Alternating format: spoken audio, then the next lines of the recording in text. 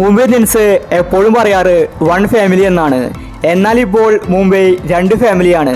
പാണ്ഡ്യ ഒരു ഫാമിലിയും രോഹിത് മറ്റൊരു ഫാമിലിയുമാണ്. മുംബൈ ടീം തകർന്നിരിക്കുകയാണ്. ഇന്ന് രാജസ്ഥാനോട് പോലും മുംബൈക്ക് ജയിക്കാൻ സാധിച്ചില്ല.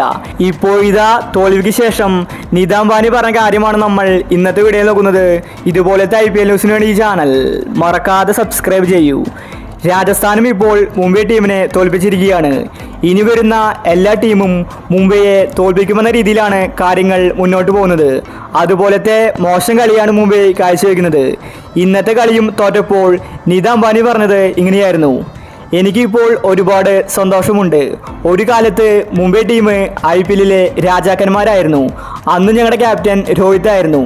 എന്നാൽ ഇപ്പോൾ കാലങ്ങൾ മാറി വരികയാണ്. അതുകൊണ്ട് പുതിയൊരു തലമുറയ്ക്ക് വേണ്ടിയാണ് പാണ്ഡ്യയെ ക്യാപ്റ്റനാക്കിയത്. എന്നാൽ ഇപ്പോൾ പാണ്ഡ്യ കാര്യങ്ങൾ ശരിക്ക് ചെയ്യുന്നില്ല. അതിൽ ഞങ്ങൾക്ക് വലിയ ദുഃഖമുണ്ട്.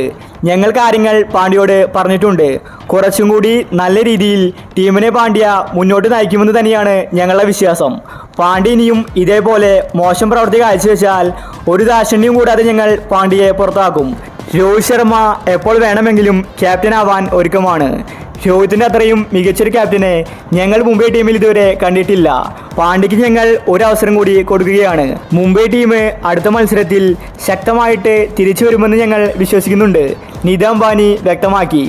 മുംബൈ ആരാധകർക്ക് പോലും ഇപ്പോൾ വിശ്വാസമില്ല. മുംബൈ എല്ലാ കളി തോൽക്കുമെന്നാണ് അവർ പറയുന്നത്. പാണ്ഡ്യയുടെ അഹങ്കാരം അങ്ങനെയെങ്കിലും മാറിക്കിട്ടണം.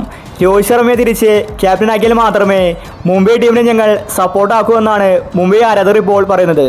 ഇതേ സമയം തന്നെ രാജസ്ഥാൻ മികച്ച വിജയമാണിന്ന് സ്വന്തമാക്കിയത്. ഇതുവരെ IPLൽ ഒരു കളി പോലും രാജസ്ഥാൻ തോറ്റിട്ടില്ല. ഇപ്രാവശ്യം രാജസ്ഥാൻ കപ്പ് നേടാനുള്ള സാധ്യതയുണ്ട്. അപ്പോൾ ഇതുപോലത്തെ IPL ന്യൂസിന് വേണ്ടി ഈ ചാനൽ മറക്കാതെ സബ്സ്ക്രൈബ് ചെയ്യൂ.